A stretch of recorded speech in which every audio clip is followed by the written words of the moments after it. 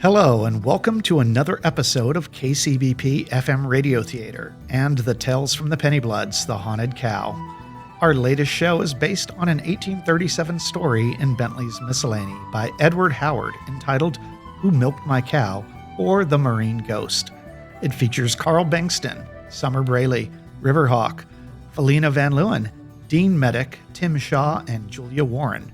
Additional voices by Steve Van Leeuwen. Featuring original music composed and performed by Riverhawk. Written and directed by Arnold Anthony Schmidt and edited by Raymond Mankey. Special thanks to James Costello, General Manager of Modesto's KCBP FM. In our previous episodes, two pirate castaways joined the crew, mourning the disappearance of a shipmate during the siege of a Spanish galleon. Right now, our story takes a frightening turn as a demonic, ghostly sea creature begins haunting the pirate cow, Sweet Abigail.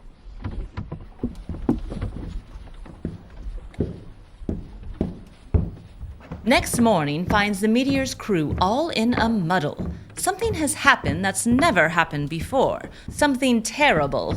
Never in me life. Never in me entire life. I don't understand it. You know how the captain feels about his milk each day. Maybe the weather upset Abigail. The weather? Bah! Why, the sea's been as smooth as glass for a week now. Besides, that dear girl has stood firm with us through fair weather and foul. Once, I milked her during a typhoon in the South China Sea. If not the weather, then what? She's not off her feed. No, not a bit. It's something a lot more mysterious than the weather that's dried up all the poor girl's milk. What you mean, mysterious? Just what I said. The captain will be furious. You'll have to conciliate him. He's a grown man, after all. He'll understand. Captain Lambert, understand that his prize cow Abigail's not giving him his milk for breakfast. Never. Not on your life. What's all this about Abigail? Well, sir, it's like this. There's no milk for breakfast. What? Why, all the stars in heaven. No milk this morning? Now this requires an extensive explanation. After all, the cow is stalled comfortably between two guns on the main deck. She seems in excellent condition, eats her nutritious food with much appetite.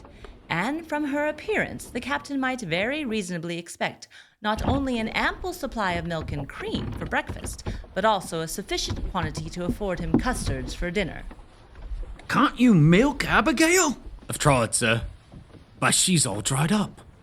Something spooked her. What? Who dare touch my cow? Well, sir, I'm not entirely sure it's a hoot. What are you saying? Explain yourself. I've given this a lot of thought, pondered the circumstances, pros and cons, weighed the evidence. Out with it, man. If I must, I must. I think your cow's being haunted. Haunted? What kind of malarkey is that? I'm thinking it's some kind of ghost. What? And don't give me any tomfoolery about ghosts. Now, ever since Lambert was a boy, he'd been raised to see things rationally. The captain naturally postpones any belief in apparitions until he has actually seen one, which he hasn't. Not yet, anyway. Thus, he is not at all inclined to look positively on stories of visitations by ghosts, especially visiting his cow. What are you saying, man? That a ghost came on board my ship last night without my permission and milked my cow? Well, sir... I confess, if a ghost actually did come on board, I'd like to meet him. I'd have sooner had a visit from His Spirituality than His Excellency, the Spanish Ambassador. Begging your pardon, sir, Rules and regulations on this ship have come to a pretty pass when a ghost can come on board without even the bosun piping his whistle to let a man know. Captain, do you really think a ghost is going to ask permission to come aboard, sir? Bah! Well, sir, when I left Abigail last evening, she was snug and warm in a stall. Plenty of feed and water. Then, I checked with her before 8 bells, and everything was all a tumble. I noticed something uncanny, and I heard strange sounds. What you mean, strange? It all happened so fast, but what I saw looked like the very devil. Flashes of light. What? Horrible teeth.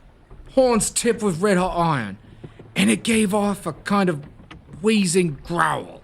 Growl? Aye, only for a moment, then it disappeared. I can't believe this.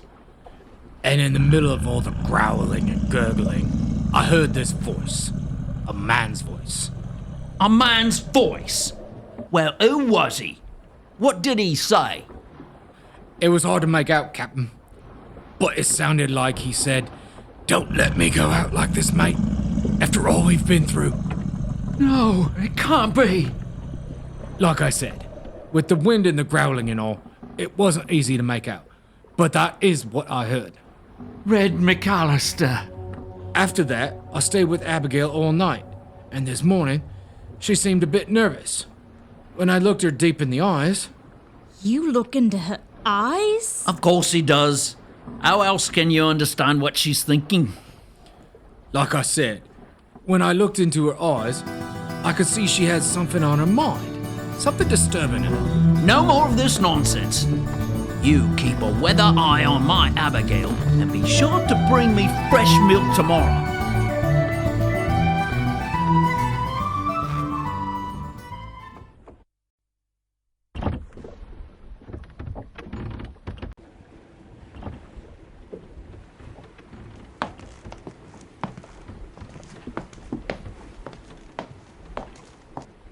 Captain Lambert gives orders to place sentries night and day watching over his beloved cow. And in scornful defiance of the spirit world, the captain himself stays nearby, seeking an interview with the so-called ghost. For that purpose, he impatiently walks the deck till midnight.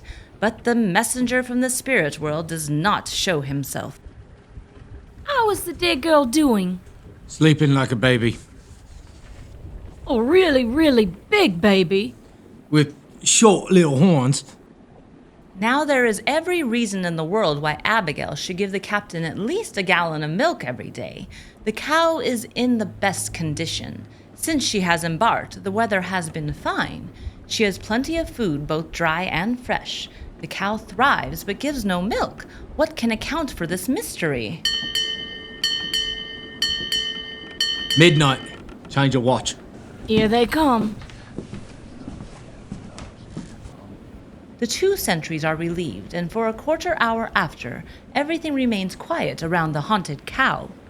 Well, all seems shipshape at the moment. I'm going down to review our charts, then catch some shut-eye. Wake me immediately if anything happens, and keep a steady watch on my Abigail. Of course, Captain. Captain Lambert goes below, joyfully anticipating milk and cream in the morning. He settles into his cabin and sits at his desk to work on the charts. He hears a strange voice. When Lambert looks up, the ghostly figure of a seaman wearing a red bandana around his neck greets him in the passageway. What's this?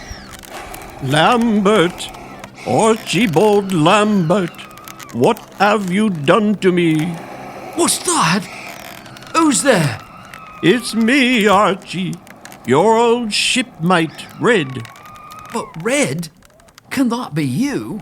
Aye, it's me, him as was by your side through thick and thin, through the blood and smoke of sea battles and the celebrations of nights on the town.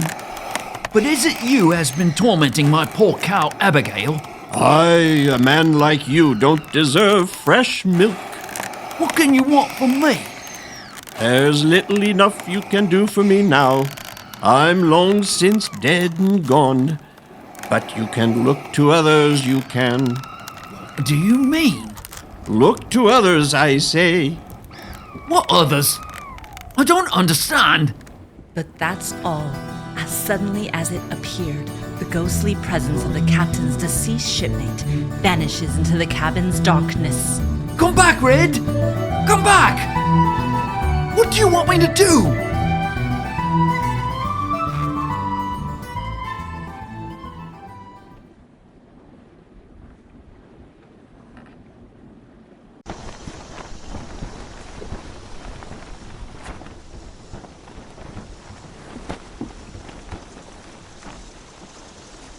A few hours later, Jack and Anne watch carefully as Abigail sleeps quietly in her stall. Time passes uneventfully, silent except for the whispering ripple of the sea, the dull creaking of the ropes, and the stealthy steps of the sentries. Has she been quiet? Quiet as the grave, as they say.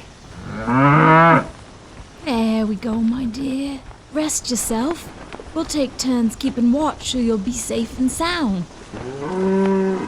So, Jack, what's the word among the crew about the ghost? Belie me if the ship's company ain't a superstitious lot. They're as antsy as sailors the night before leave. A few even claim to have seen the cow's spirit. Suddenly they hear it. Haunting, otherworldly sounds fill the air. A full moon peeks in and out of the night's clouds, casting eerie shadows on the deck. Jack and Anne move protectively toward Abigail's stall. But what's this? Where? I don't see anything. They look deep into the darkness, through the porthole above Abigail's manger. At first they see nothing, emptiness. Then their eyes meet a horrible sight. This ghastly avatar has a huge, frightful head, and the glaring sockets of his eyes are distinctly marked by fire. Its jaws are stupendous, and its triple rows of long, fanged teeth seem to be gnashing for something to devour. There! Look there! I can't believe I'm seeing this. That scaly skin and those teeth! What kind of sea monster is that? Hearing the commotion, the crew bursts on deck. Who cried out there? What's that sound? Is it a ghost? What's going on?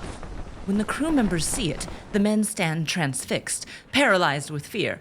Then they tumble over each other, shouting, praying, swearing. You there! Get a light!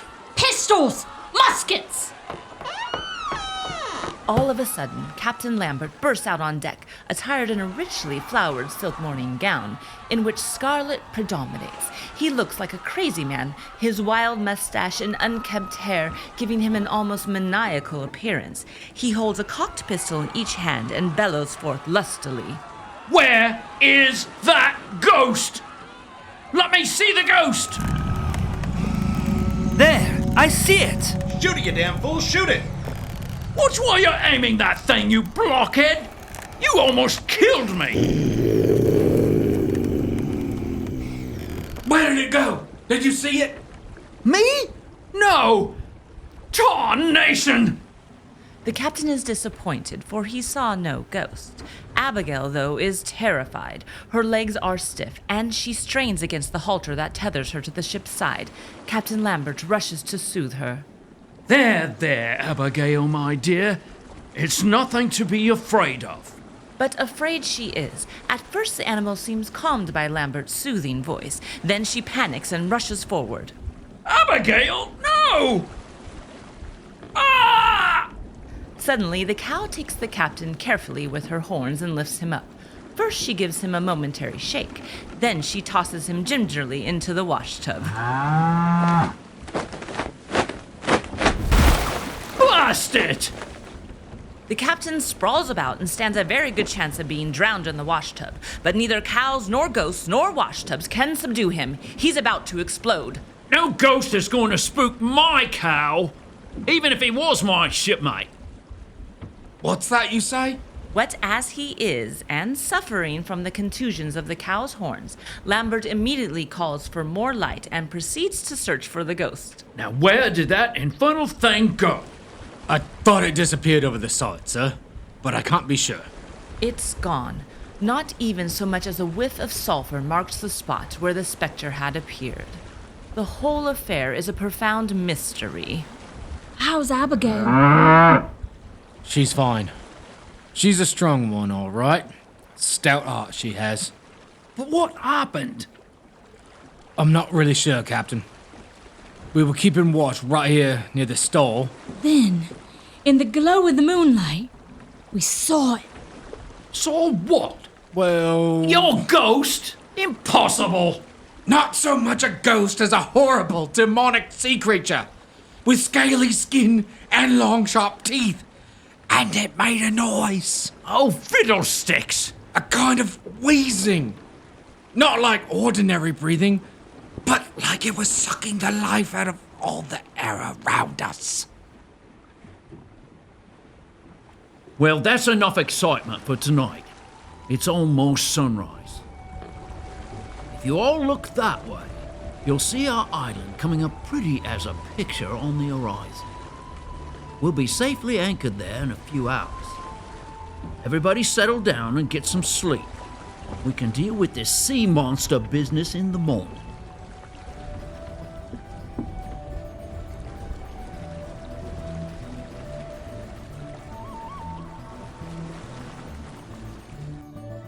We hope you've enjoyed this episode of The Haunted Cow.